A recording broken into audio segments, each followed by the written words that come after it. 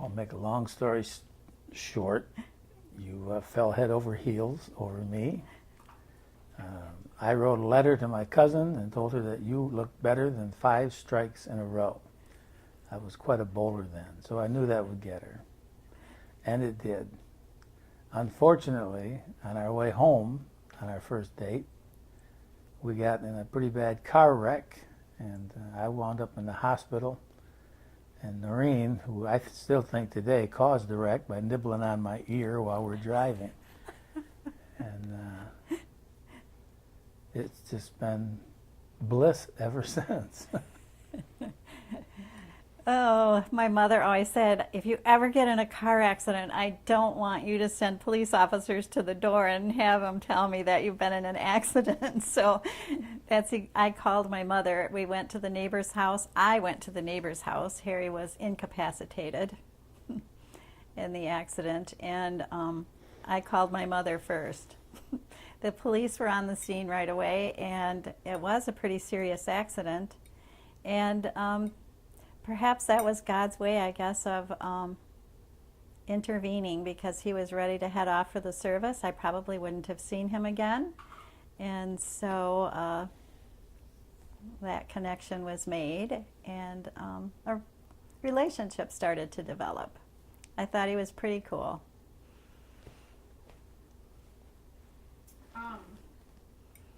Go back to when you were talking about how you met, because you were in the process of saying that he was jilted by his girlfriend, but then we never heard that, well, that he did just get out of a serious relationship, and then it was a blind date set up by the cousin. Right. He did reference, but we don't know who that is. Right. The girlfriend or the blind date? Or the cousin? The cousin. We didn't know who the cousin Okay. was. We didn't know the connection there. Okay. Because he sent a letter to his cousin, right? Mm-hmm. Knowing that she would pass it on to Norine. Mm-hmm. But Yes. we didn't know who the cousin is. We don't know who the cousin is. Harry was just a few months younger than I was. So while I was in my first year of business college, he was just graduated from high school. And his cousin thought it would be nice to introduce us. I worked with her at a law firm as a part-time job that I had in business college, and that Harry didn't have his girlfriend anymore, and that maybe we'd like to meet. So she set up a blind date between the two of us, and it was all set that we would go bowling, and we could meet that way, because Harry was quite the bowler in the day, and I wasn't, but but anyway, we had a great time, and it was really the second date that we had the accident. But that was a scary night, actually, very scary. We don't need to go into all that. Right. Well, you already did. So. Yeah. Mm-hmm. So. Someplace we got pictures of the car. Yeah, I've never been in a wreck, like anything like that. Even a fender bender. All you Yeah. remember is that one bang. So Harry and I started to date, and he did eventually go into the Air Force, go into the service, and we continued to correspond and communicate, and he came home on leave, and so we decided that we should be engaged and get married. He was scheduled to go 13 months to Korea on an isolated tour of duty, and so we decided not to wait until he got back. We got married before he went. And when he came home, he was not the same person that I married. Maybe you can tell that part better than I.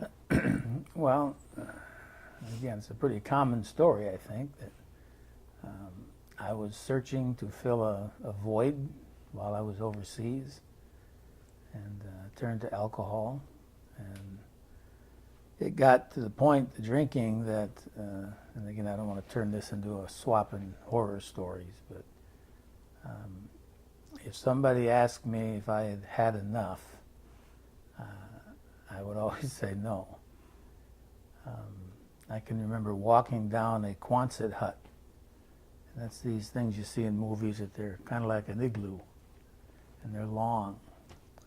And I went through there. I don't remember doing it, but I went through there and busted every pipe down with my fists until both my hands were just a bloody mess. And not remember that is the scary part.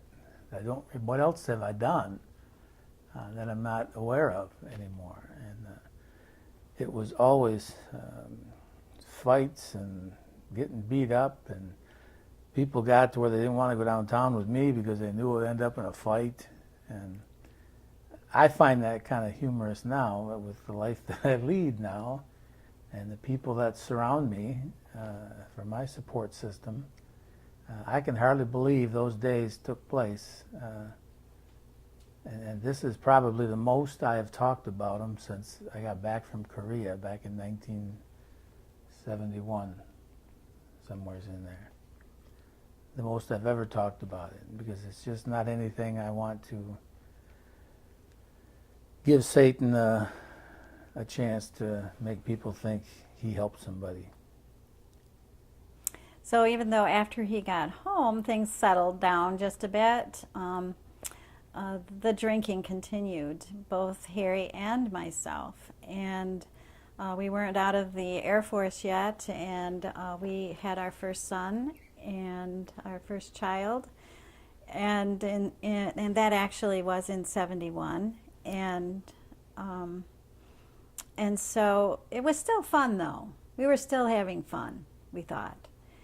But what we didn't realize is that we were headed down a dark road, and it was about to get darker.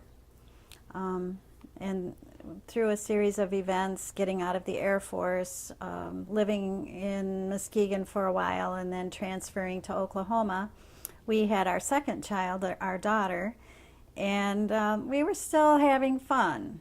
But then came back home, and looking back now over the first years of our marriage, we probably, the first 10 years of our marriage were pretty, we were headed down a very dark, volatile, very dark path. And at first it seemed like fun, but then the fun turned to chaos. And family life wasn't as you would have hoped it would be. We attempted to attend church. We attempted to participate by serving in the church. Okay. So we tried to cover the chaos with attending church, and we became involved in our church family, and eventually Harry served on the church board, and I was a Sunday school teacher. And it was... I can just remember vividly. One night we had been out drinking all night, and Harry's parents babysat our children. We didn't get in until 5 in the morning, and yet that morning I was to be in Sunday school to teach children a 13-week review to my 4th grade class, and I can remember thinking, they won't know the difference. I can go and I can do this, even though I didn't know Scripture very well at all. I didn't understand what it was I was going to be teaching them very well. And Harry didn't want to go to church that day, so I called him a hypocrite, which is not really funny, but funny. And you look back, and I walked into my Sunday school classroom, and the pastor was sitting there. And that was the day that our life was interrupted. That he was a young pastor, he loved us, we knew he loved us, and I knew that I wouldn't be able to cover up what I didn't know from the pastor. He never said a word to me, he was never unkind to me, and I knew, I was convicted of the way that I had been living, the way that we had been living.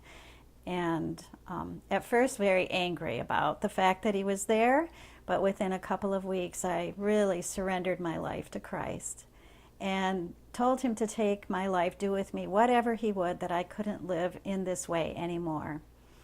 And from that day to this, never has alcohol been a part of my life. It went away. I believe the Lord intervened and interrupted the course that we were on to protect us, and I think even now today to call us into the work that we do today. I began to pray for Harry that the Lord would show him never to drink again. Sometimes there were some very difficult arguments in front of the children. We have a story we always share with some of our group members called the Pepper story. And maybe you can even tell that story, because it's just a way for people to relate to struggles they may have. And that's the only reason to share it. Well, for time purposes, I'll try and make it a quick pepper story. But I was sitting at the supper table one evening, and I'm the type person, I still do it today, I salt my food and then taste it to see if it's got enough salt. This particular night, when I was shaking the salt shaker over the food and gawping at TV, when I turned around, I see what I had done. I put pepper over every spot on that plate. And I hate pepper. I can't stand the smell of it. But being a good alcoholic, and I was a good one, I couldn't let anybody think I could make that kind of a mistake, because they might think there's something wrong with him. And so I started in on Norine. And to this day, I still remember the first words I said. What the H did you put the salt or the pepper on my end of the table for? You know I don't use pepper. Why would you put it there? You put it there for one reason only, and that was to try and catch me in making a mistake. As silly as that sounds, that's what you did. And it kept escalating and escalating, and finally I said, Norine, you say one more word and this plate of food is going right up beside that wall. And she must have said something, because I remember the plate going past my nose and smashing on the wall, and food every place, glass every place. The next string I had to pull to keep her in line, if you will, was the isolation string. And so big brave me went in the bedroom and locked the door. I isolated myself from her. I did that because I knew only in a matter of minutes Norine would be at the door, the bedroom door, asking me to open the door and let's talk about this. So I told her, you ready for this? I told her that I will not open this door until you apologize for what just went on out in that kitchen. And I usually get bad looks from an audience when we tell that story. But she knocked again, and I opened the door. She said she was sorry for everything that happened out there. I said, that's okay. And so what do you think the next thing is she did? She got me another plate of food. And then she sat down. Oh, I'm sorry. Then she cleaned up the mess. Then she sat down, and we all ate supper together, just as if absolutely nothing had happened. And that's how bad it can get. And so when people come and want to talk to us, when they say, here's what's happening, we know what they're feeling. We've been there, we've done that, but we don't want to do it again. And it's like I tell the guys in the jail. I've never asked one of them in the 14 years that I've been going out to the Ottawa County Jail, I've never one time asked an inmate, what did you do that got you in here? I've never done that, because I'm far more concerned about what can we do with today to make it better so that you never have to worry about coming back to a place like this. Okay, ready and look at. All right, go ahead. There's another part of the story that's important to tell, though. Our children were small, young, and they were at the table with us, and they witnessed what happened. And it wasn't until maybe 10 years ago that I remember that they were sitting at the table with us.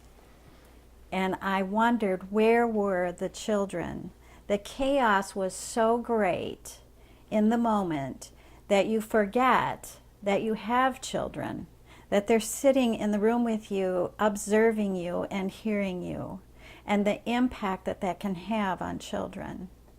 And so not only were we in chaos in our marriage relationship, but also as parents, we were throwing our children into chaos.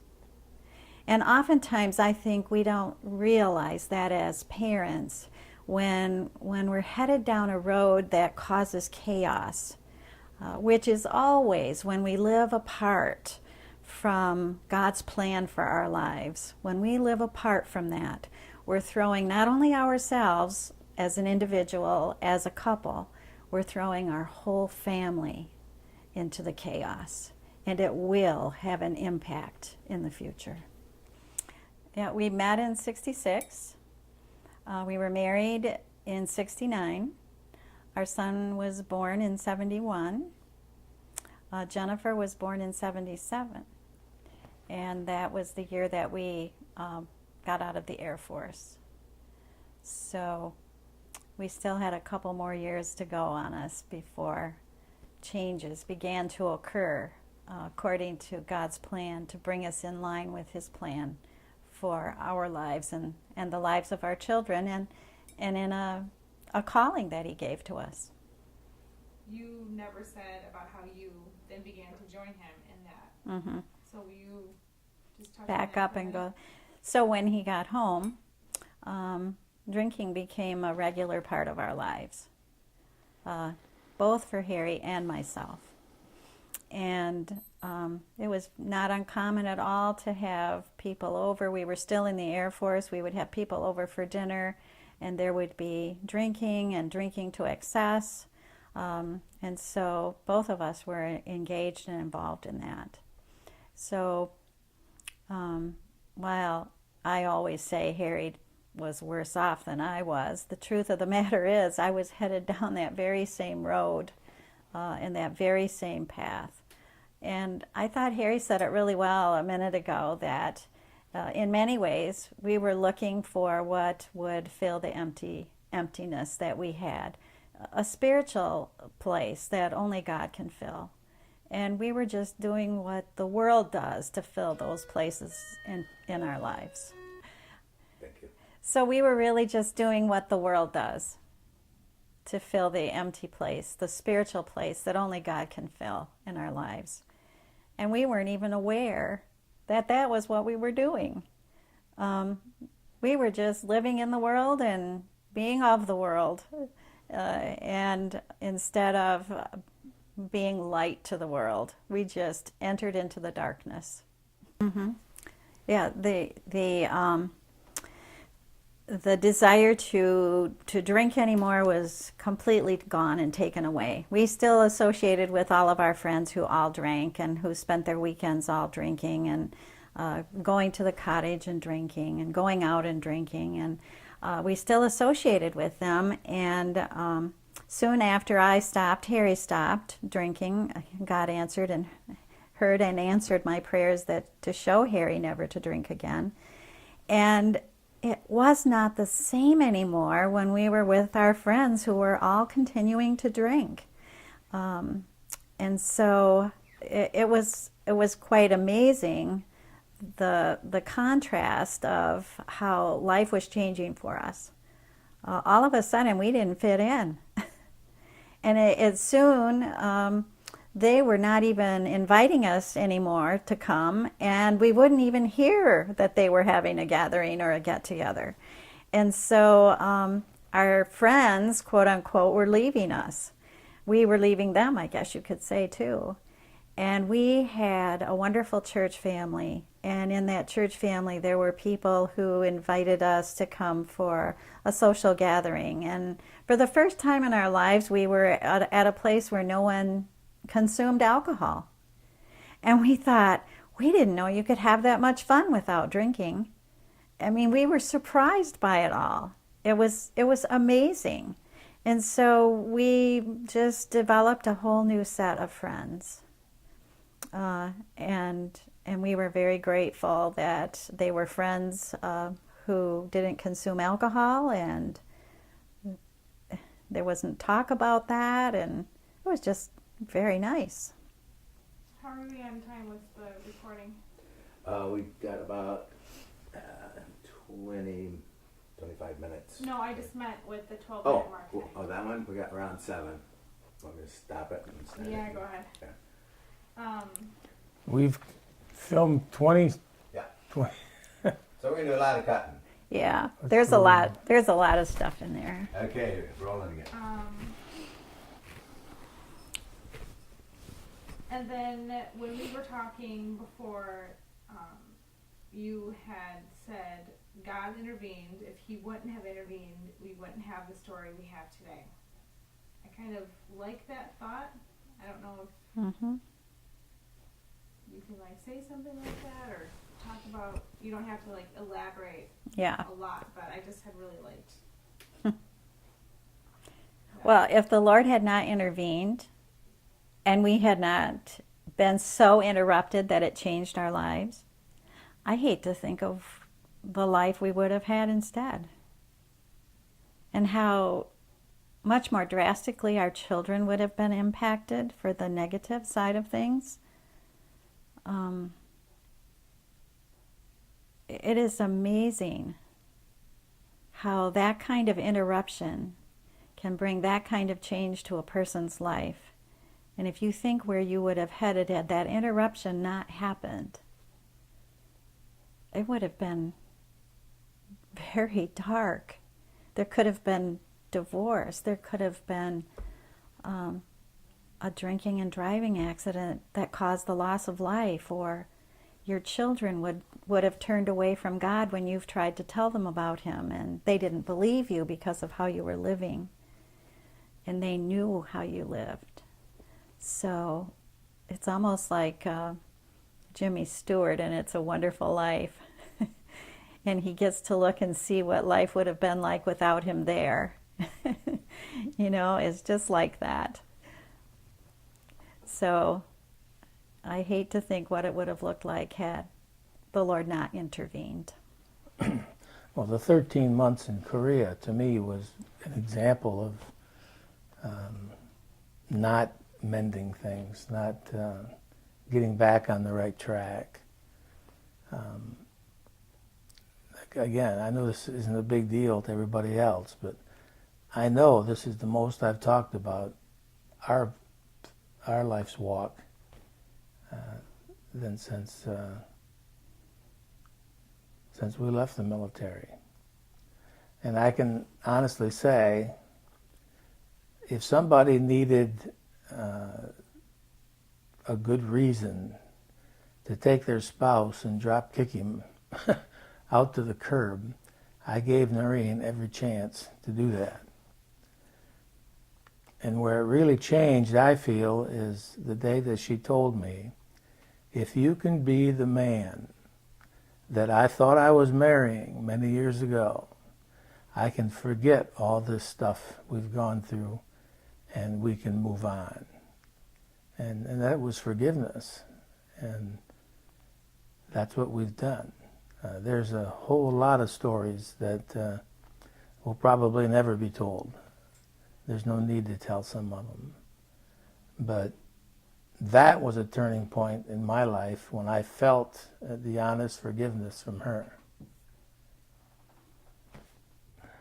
Well, as we talked about a little while ago, how our lives have changed and the things that we went through with establishing new friends, and that's hard to do. When you tell somebody about that, they said they're the only friends I got.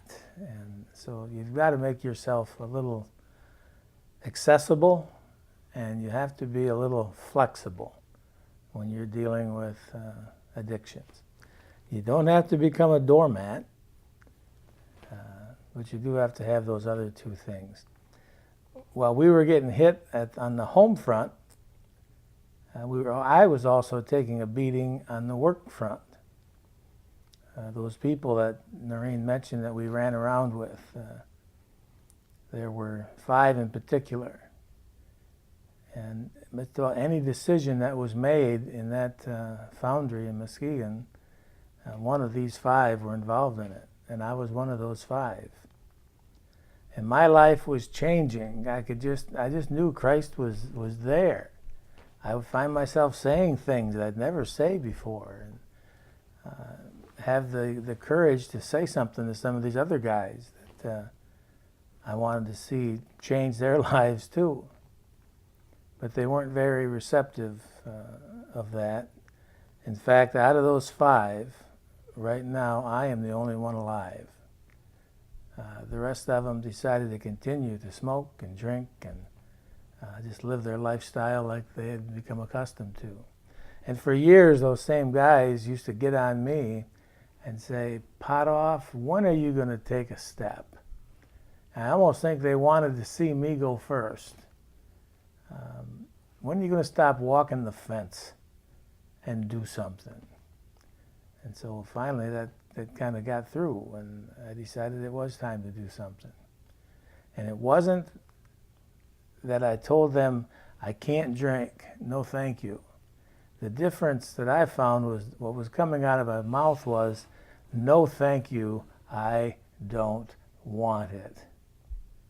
And that's the word I listen for, and then the people that I try and provide support for is that they don't want it. It's not a case of I can't have it. Because if you can't have it and you like it, you're going to find a way to get it. And they usually do. So I love that.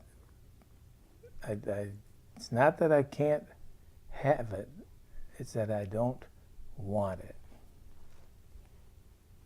So as a result of being kind of called by the Lord to provide support for people, we started an alcohol-related support group in our home church in Muskegon.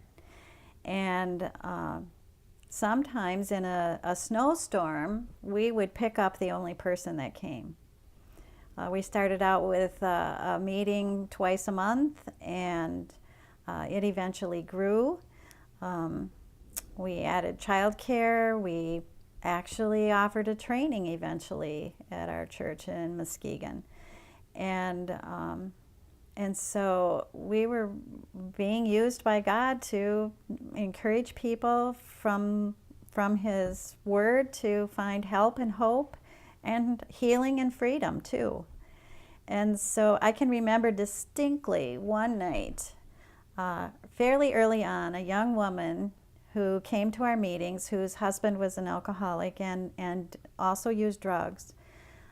We were just looking at the Word and at the Scripture, and as we were going through the pages, we came across the full armor of God in Ephesians 6. And as we were reading through that about the fact that we are involved in a spiritual battle, that we have an enemy, but that God has a plan. And that plan is to put on the armor, and each piece of the armor, the belt of truth, righteousness, peace, faith, the Bible, the sword of the Spirit, the helmet of salvation, where not only come into relationship with God, but be transformed by the renewing of your mind, and the power of prayer, all fit together perfectly. And she and I sat there and we just said, that's it. That is what we are involved in, is a battle. And we have an enemy, but God has a plan. So shortly after, we were doing some volunteer work. I was doing some volunteer work at Love Inc. in Muskegon.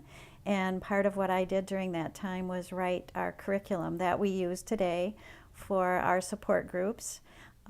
And the one series we do is called Discover Victorious Family Living, and it's based on the Ephesians 6:10-20 passage on the armor of God. And then we have 30 other supplemental group topics that really address the underlying issues, the underlying spiritual issues that people struggle with. in when they're overcoming something that has held them captive.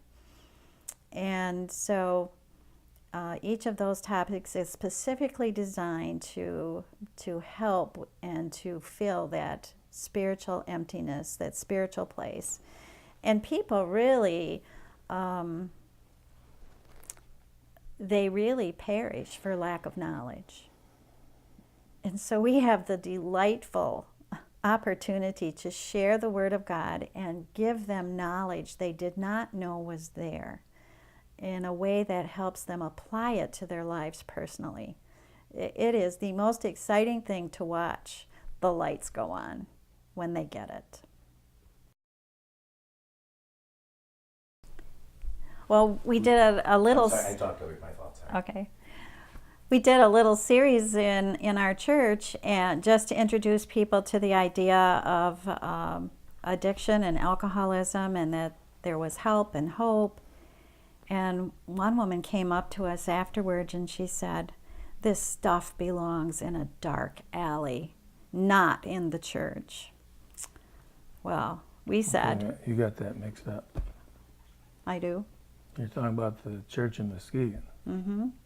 That was all right. You didn't say that. You said the church, so that people could think that we're talking about Calvary.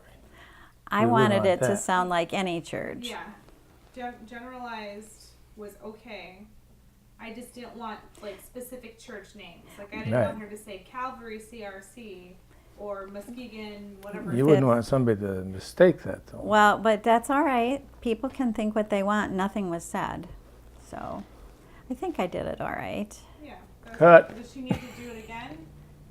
I don't know where. Yeah, I interrupted her right in the Probably middle. it was only a minute long, so. I can say it again. Yeah, Okay. we do. It wasn't too long, and we offered a little Sunday school class for our church, and we were just giving some information about alcoholism and addiction and just acquainting people, helping them to be more aware of that. And after one of our classes, a woman came up to us and said, "This stuff belongs in a dark alley." And we said, "Well, we think it belongs in the church, that it's been in a dark alley far too long, that is where addiction breeds and grows, and that when you shed light on it, then evil can't continue in the light." And so sometimes there's been resistance. I think it's the spiritual battle that we're in and that we do have an enemy. But I think we have to take some ownership of that too as people. Is that what makes us so resistant to receiving the truth about such things that happen in the dark, in the darkness, and are a product of evil? And so, I mean, not too far long ago, I had a person say, "Well, I wouldn't ever think of coming to a support group in my church for fear of embarrassing my family." And so I feel sorry on one hand that the church hasn't become a safe place for them, safe enough that they could seek some support and help, which in our groups are totally confidential, that there doesn't need to be that kind of fear. And as we become acclimated and accustomed to seeking that type of support soon, all of your defenses to someone finding out leave and go away, because now you're doing something so wonderful and it's all out into the light and things are changing, if not for your person that you might love, then for you. So it becomes less of an embarrassment and more of, look what I'm doing to conquer evil. And addiction is evil. It is the scheme of the devil. It is the way that he will see us destroyed, which would delight him. Do you have anything to add to either of those stories? Were you with us during those stories? Yep. The problem I'm having, just to share with you, is while she's talking, I've got ideas going through my head. I can't hang on to them. I didn't need it. They're gone. I had no idea. I start talking and they're gone. I know what you mean. The only thing I think was missing so far was the co-ed group. Oh, well, we haven't gotten At there Allen. yet, I don't think. No. So what part was it that we just did then? Like tribulation and opposition. Oh, there's one more Opposition. thought we didn't add, and that's how people have found themselves leaving the church for help, because in the Can we- past, Can we swing that to Harry for? Sure. You know what she's talking about? No. What we talking about? in the past, people Yeah. have sought help outside of the church because they didn't feel safe to come to the Right. church. So can you talk about that? I don't know how else you can put that. I Well, wanted you to say it instead of her. yeah, because That's all. I talk too much. Yeah. We've, he says, yeah. I know. I know it too. Where were we? The people left the church because of what? Well, people who had struggles It's with not addictions uncommon. do not want to be seen in the church, nor did they feel the church a safe place to get the help they needed. What you had said before is they never felt embraced and supported by the church, and so they tend to move away or leave the church instead of seeking the church for help. Yeah, they don't ask for help, but they get mad because they don't get it. Well, but Just go ahead, Norine. I mean, yeah. So sometimes while we hope that people will come toward the church for help, even though it is meant to be a safe and confidential place, in the past it has not been a safe place. They haven't felt loved or cared for or embraced by the church in the midst of their struggle, but rather judged and maybe condemned. And so then they move away from the church into groups outside of the church or programs outside of the church where they can feel embraced and unconditionally accepted as they are. And we really want to see the church, the body of Christ, live out in the way in this world that the Lord had intended it, to be a kingdom of priests, and so that we could do the work of the kingdom of God and show them the grace of God through His Son Jesus Christ, and that it's not about judgment, it's about finding mercy and forgiveness and grace. And it's not about judgment or condemnation. Anything, Harry? No. Okay. What's next? yeah. I have to go to the bathroom You want it? Oh. Okay, Yes. it was just, this one, I was ready to shut this down. because that coffee is.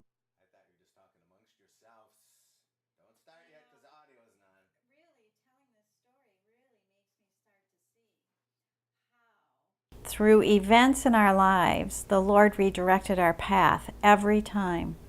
It is quite amazing. I mean, just sitting here talking about it. So we can start now. We're good. Okay. Ready?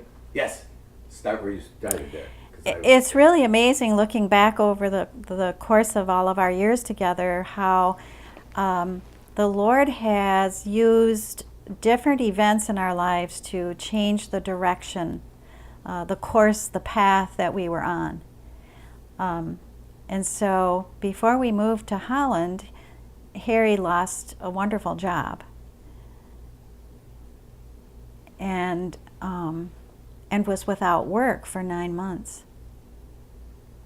And then found work in Holland, working a third shift assembly line job after he had been a human resource manager for years. I thought I was going to die as these parts kept coming down this assembly line. I thought, when does this thing ever end? And I found out it doesn't end. It runs 3 shifts and there is no stopping. And that was very, very tough, because there's something about the human body. If you're working third shift, when you shut down for your work, your body just goes kaboom. It shuts down. as well. And I would find myself asleep at the intersection in Grand Haven where the old Myers used to be. And I'd fall asleep.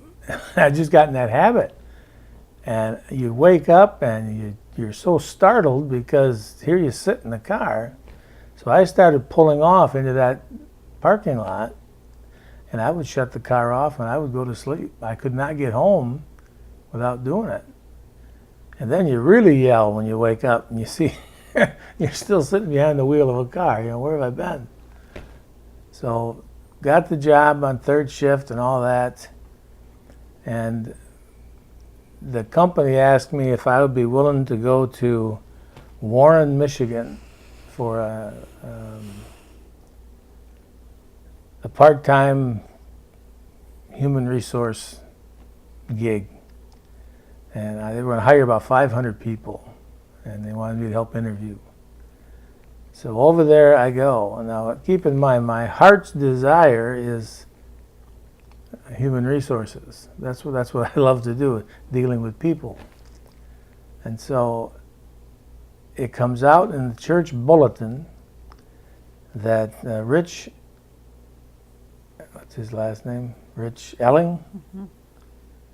Rich Elling was open to interviewing or talking to anyone who would like to do a 12-step meeting on addictions. So she was all excited about it, and I said, well, get a hold of this. Johnson Controls wants me to move full-time to Battle Creek as the human resource manager for the division there. So there it is, plopped in my lap, the human resources job that I didn't think I'd ever see again. And to use our material, I don't know where in the hell I'm going with that. Which job you're going to take? Yeah, I had to choose. Harry missed a whole section there before he got, when he fell asleep at the wheel. So While we finished, do we come back to this transition and how we got to? yeah, we're trying to transition from Muskegon to Holland, Right. and how we got into our ministry here. So Harry worked that third shift job for a year. And after a year and struggling with driving home after third shift, I said, we just can't do this any longer. We need to make a move to Holland. And so we decided to put our house up for sale. And our house sold in Muskegon in 1 week. I already had applied for several jobs in Holland. Harry already had a job here. I found a job immediately, and we purchased a condo here, and we were in Holland, both working, and much happier without all this driving. So we found a church home, and that church home was Calvary CRC on Beeline, and it was in the church bulletin, as Harry said, that they were looking for someone to lead a 12-step Christ-centered support group. And after talking about it, I said to Harry, we really need to just tell them what we did, what we have done, and that, we would be open to talking. And so that's kind of fast forward where we pick up with what Harry was saying about, here we have an opportunity to start a ministry for people and their families here in Holland after having done so in Muskegon and having set it aside for a little bit up there. Here we have another opportunity to fulfill God's call in our life. So Harry had that big decision, and we had that big decision. Does he take the job that has been offered him in HR that he has always wanted to get back to? Or do we stay where we are and start to do this work that we feel God had called us to do? Can you finish that thought, Harry? Well, I think it's pretty obvious which one we chose. But I just think it's interesting how God will put that out there and say, now you've said in your prayers that you'd like to get back into human resources. Here you go. And it's been good ever since. Mm-hmm. Never, ever, not once have I thought, boy, I wish I could go back and do that over. I'd probably, probably still be the human resources manager of the Battle Creek plant. So ministry here started to grow. And we led a meeting once a week at Calvary. And then not too long down the road, we led two. One on a evening meeting and one was a morning meeting. And we belonged to a life group while we were at Calvary. And a couple in the life group would hear us and hear our heart about helping those that are struggling with addictions and their families. And so they invited us over to their house for dinner. And they said they had been paying attention and listening to our hearts. And both of them came up with this at the same time as they had prayed and sought God's leading for how they would support mission or ministry. And they said, there's an envelope on the table. And so we opened it. And there was $1,000 seed money in there. And we were to pursue forming a nonprofit 501c3 organization specifically designed to help people and their families who struggle with addictions of various kinds. And so we were amazed. And it was not very long. We knew an attorney who would help us. He would do the work free gratis. His wife wrote the 501c3 paperwork for us. It was instantly approved, which never happens that fast. And before we knew it, we had become a nonprofit organization, tax exempt, so people could offer contributions to support the work that we were doing. And that was in 2003. So Families Victorious became a formalized nonprofit organization 11 years ago now. And in that 11 years, God has provided time after time after time. We've gotten to points in the ministry where there was an awful lot of the month left at the end of the money. And we had to really buckle down. And the money that was needed has always been there. And the majority of that are donors, individuals. Mm-hmm. So it's very humbling to have people do what they've done to help keep the ministry going. And that's why as we embark upon this time of transition where we step back and hopefully we will let someone else learn the ropes, what we can teach them, and then what they can take it beyond us. Because what we have to give the next executive director is good stuff. It's good stuff. It's Christ-centered. It's withstood time and adversity. Yep. But not much of that. Adversity comes in many forms.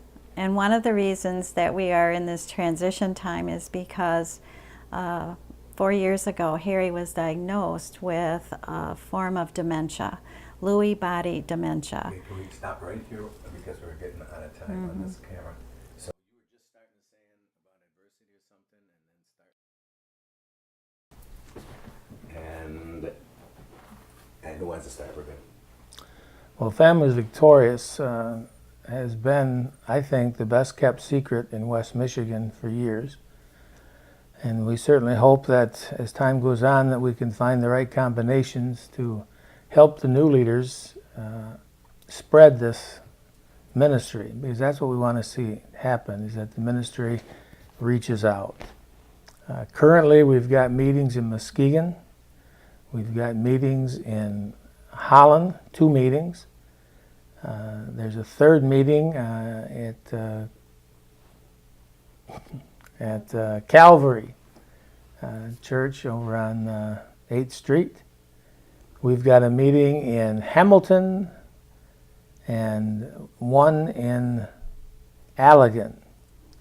And then along with those meetings, there are 3 more that are held in the jails at Allegan and Ottawa. So there's room for expansion just in the groups we've already got started, and there's much more room for many more. One of the most exciting groups that we do is a co-ed class at the Allegan County Jail. Chaplain Bob invited us to consider leading that group of men and women. And this is a highly unusual, unique situation in any jail. And so it is just, I wish every one of you could sit in that class so that you could see how the Lord is at work and how hungry and thirsty the people are for the spiritual nourishment that we can provide them through the Word of God.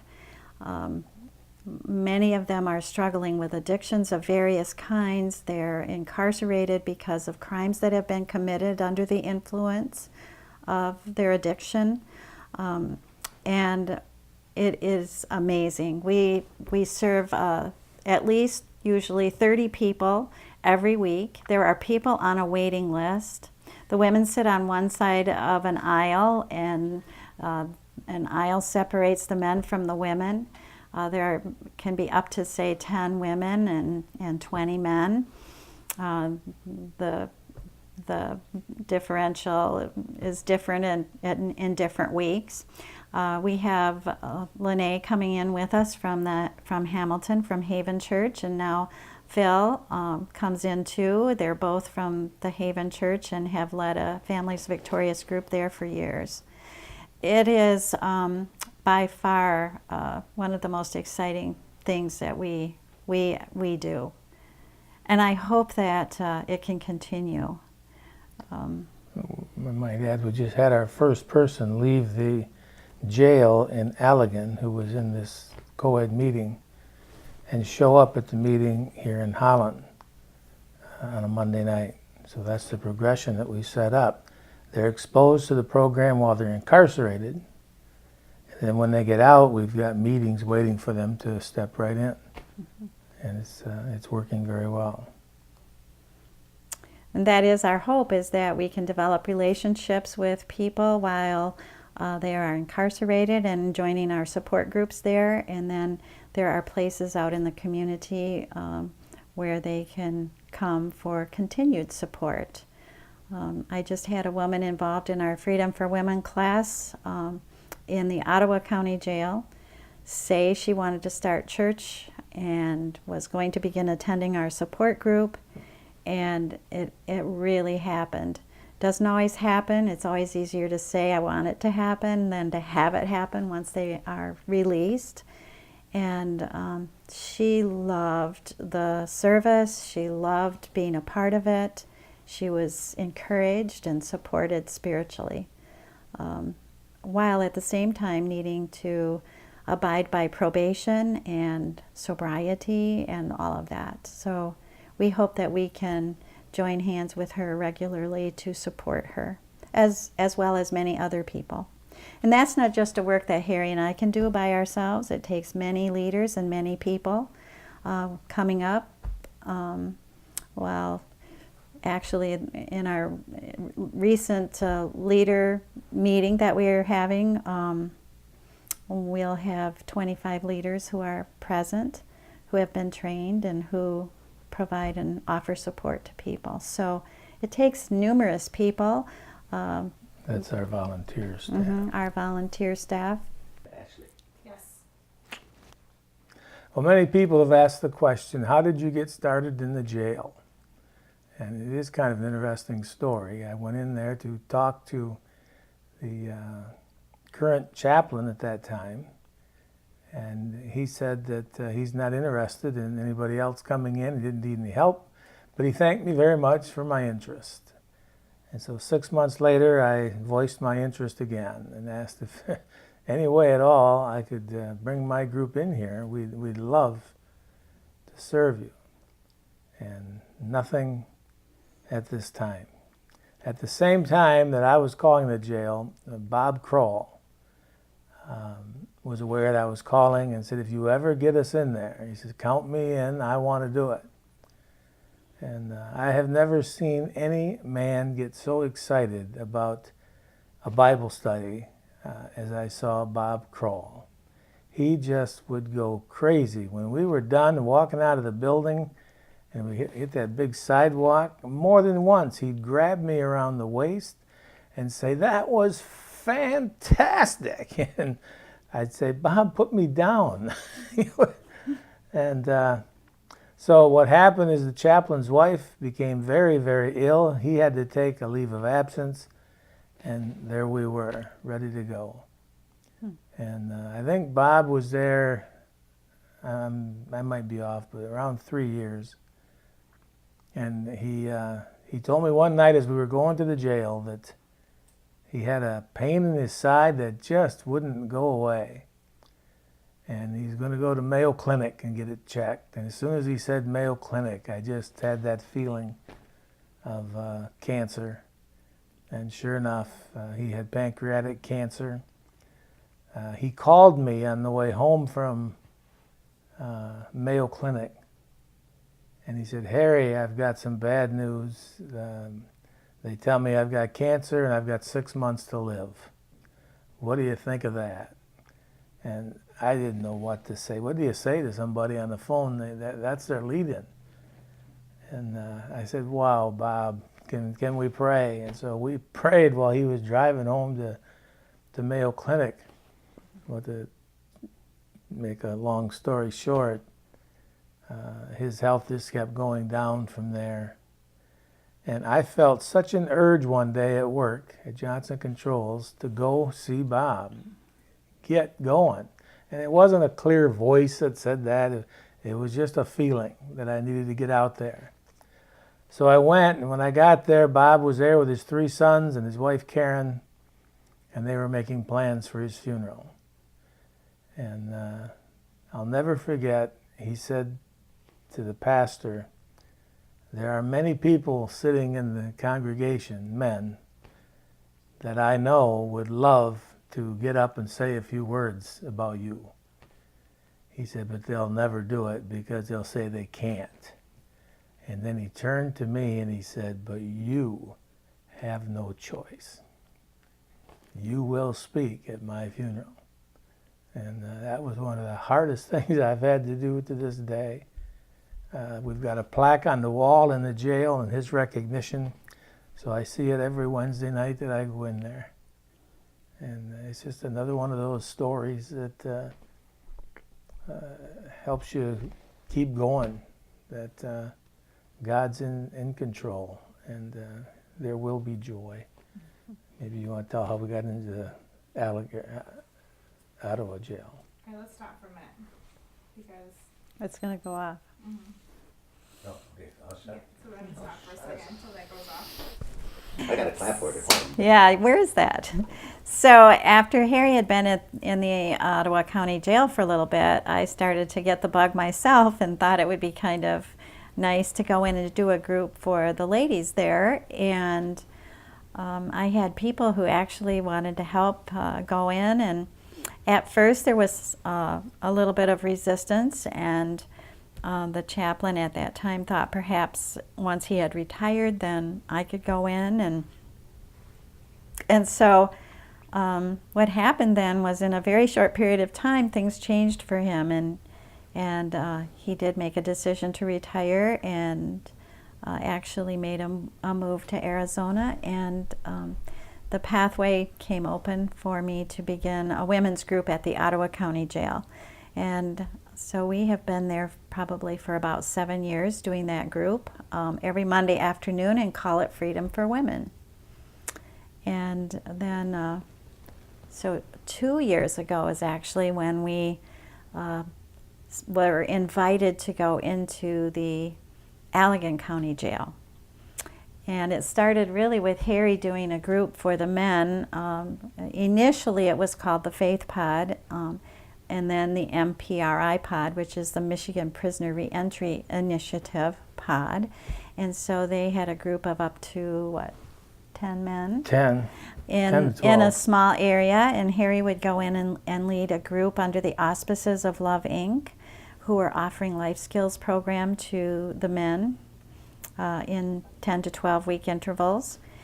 And then Chaplain Bob said, I'd like us to try something really unique. He said, let's do a mixed group. And we call it the co-ed group at the Allegan County Jail. Families Victorious. And it's a regular Families Victorious meeting, just like we do in all of our meetings. And it was well received by the people that were incarcerated there. And the jail staff, though it causes them some extra work, have been very accommodating. And the group is growing in number and in maturity. There are 3 of the women who are currently incarcerated in the women's prison in Michigan that we are in communication with as we continue relationship with them, and one that has been released and is in the community on parole. And we are really making an impact in Allegan County, which is well known across the country to be the meth capital in our country. And so we are at least one of perhaps many who are serving that population, and we are having an impact for the kingdom where we are hopeful that lives will be changed and people are coming out of the darkness and into the wonderful light of Jesus Christ to find the mercy, grace, forgiveness, healing, freedom that they really long for.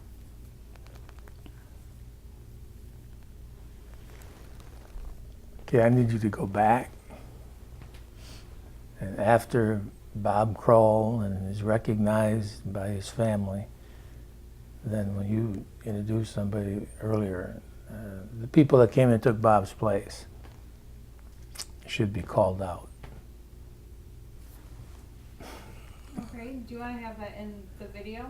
Yeah. Go ahead and tell us about it. Well, after Bob left, I had to get new partners to go into the the Ottawa County Jail on Wednesday nights, and the Lord sent me 2 solid Christian men, Chip Shatterley and Mark Lind, and I think the world of those 2. They've been coming out there with me we're going on our 14th year at the Ottawa County Jail. There. Edit that. I know those people. I love them. Mm-hmm. Well, I wouldn't want anybody who goes with us, though, ever to feel left out or not mentioned. I know I've sat in groups of people before. Well, then we got to take and them I all out. I was a part of the team, and I didn't get mentioned. And even though I understand, it still feels a little bit hurtful that you were there too.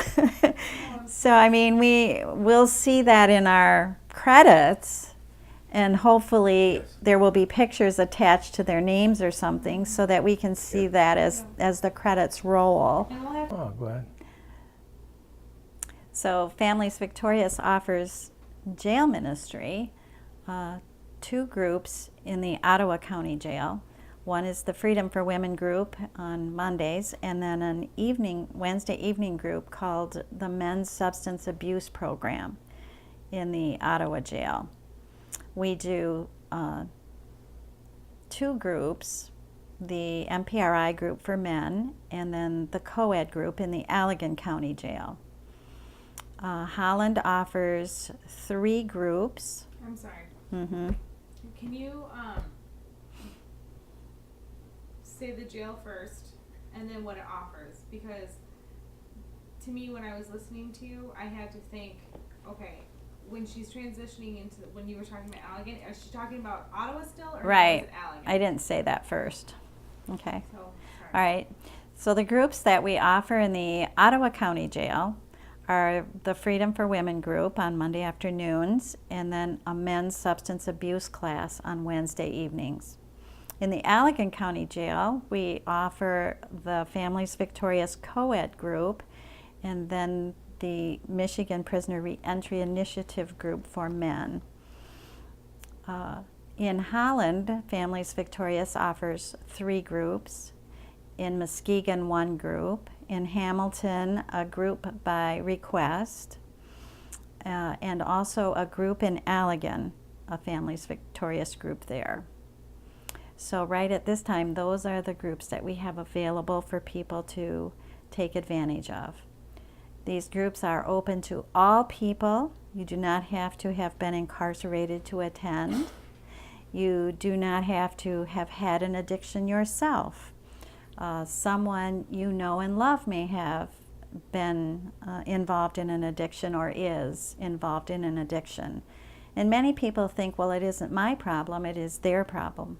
But if you come, you start to learn that addiction is a family matter and that the whole family is involved. So we want to invite as many people to join us who would like to learn and know more about how to cope with addiction and how to love people who struggle with addiction.